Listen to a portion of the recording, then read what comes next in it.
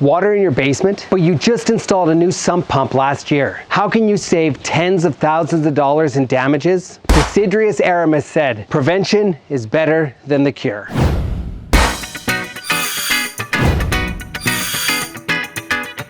Blaine here for Guardian Plumbing and Heating. Excited to bring you another episode of the Guardian Angle. These videos are for you, our customers. They're not intended to be heavy, technical, install your own equipment tutorials, but alternatively, easy to understand tips that most people can use to protect their homes and increase the life of their plumbing and heating equipment.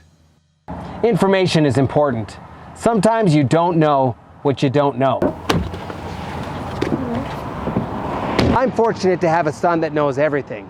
For example, one day when we were outside of Jasper at my Ad Hot Springs, this happened. Definitely looks like a goat, hey?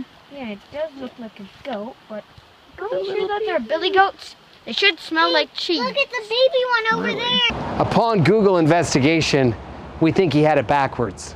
Every spring, we receive numerous calls from customers like this. "I just installed a new sump pump and my basement is flooded." That's the last thing that we want to hear. We know the pain of dealing with cleaning up that mess and having to rebuild after being displaced, not to mention the cost. What we have found after investigating these scenarios is that it often boils down to how our sumps get used. Most sump pumps run constantly through the spring and the summer, and then they don't move an ounce of water through the fall or the winter. The water that's flowing in your sump is often full of silt. This silt can sit on parts and cause them to stick. This will also prevent the water from leaving your basement. It could also cause your motor to overheat and stop working. This all happens and you'll never know until you see the water on the floor. That's why I wanted to make this video. There's a simple test that you as a homeowner can do to ensure that your sump pump is going to work properly in the spring when you actually need it. But you're going to need a few items to perform this test. First off, you're going to need a pail or a pot of some sort to gather the water and a flashlight. I like using a headlamp because it allows me to keep my hands free while we're performing the test. Let's start by making sure you actually have a sump pump. If you don't know, or you're sure that you don't, feel free to give us a call for a free in-home evaluation on the best way to protect your basement. Once you've found the location, you're gonna start by removing the lid. This model just pops right off.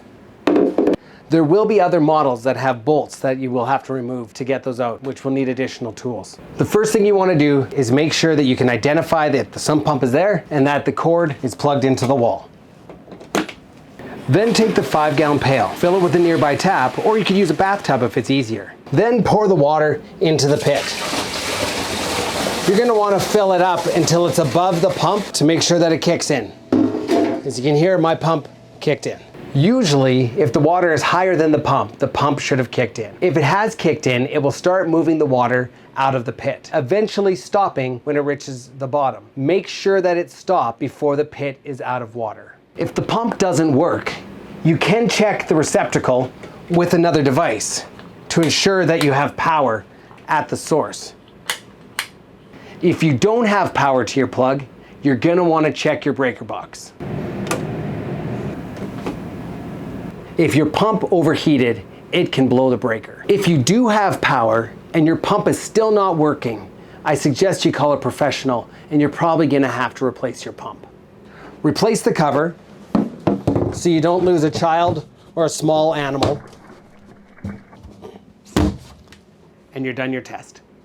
If everything is working well, I would suggest one last test, and that is to make sure that the spot where the pump is pumping to is getting the water away from your house. That's all it takes to make sure that your sump pump fires up in the spring. Now, it's totally possible that your pump could fail mid-season. It is a mechanical device, and it only lasts for so long. So try to listen for it to operate, especially when it starts raining outside. We do also have battery backup systems that provide backup in case your pump fails or the power goes out. These systems also have the ability to send an email or a message to let you know that the system is running on battery backup and let you know that you need to do something about it as soon as possible. We will do a full episode on battery backups in the future, as these give you real peace of mind. Right now at Guardian, we're offering a free sump pump inspection, where we will perform that same test that I just showed you free of charge, just to make sure that your system is working optimally and to its full potential. Call us today to make an appointment, and let's make sure that you are safe. Here at Guardian, our top priority is building trust and integrity through lifetime partnerships that meet our customers' needs. This is accomplished through a wow experience for our customers, consisting of honesty and fairness, exceptional technical training, reliable, efficient products, and a commitment to excellence. One of the key ways that we fulfill this mission is through our Guardian Protection Plan. Our Guardian Protection Plan includes annual maintenance, 20% discount on repairs, 24-hour priority service, and an industry-leading lifetime repair warranty on recommended repairs. Thank you for spending this time with us today. We hope this information serves you well. If you found this video valuable, please subscribe to us on YouTube, sign up for our newsletter, or follow us on Facebook, Instagram, or Twitter. And that's how we saw things today from the Guardian angle.